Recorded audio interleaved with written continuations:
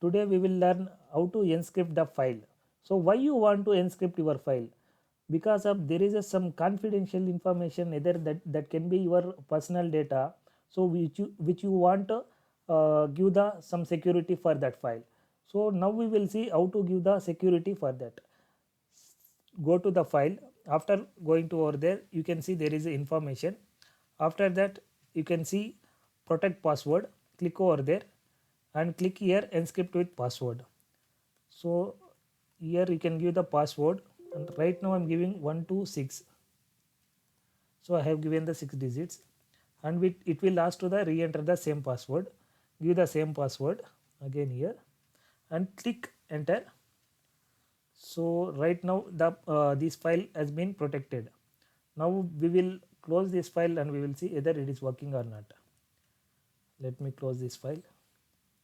Just I'm saving it. Now I'm reopening it. See, it will ask the password. Until I will give the correct password, it will throw an error. Now I'm giving to 1 to 5. Let me see whether this thing, this protection is it is protecting my seat or not. See, it is not opening because of incorrected password.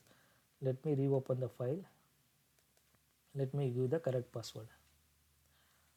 Now I'm giving the correct password 1256. See, it is opening. Since these are all very important, it is employee details and everything. So such kind of data, if you want to protect, you can use these tips. And next, in my next video, I will let you know how to protect the sales details. See, somebody can open this file and they can delete and they can go after saving it. So we'll be not knowing who is the business is pertaining to the which business unit. Either they can delete, either they can update your salaries also. Will be not coming to know.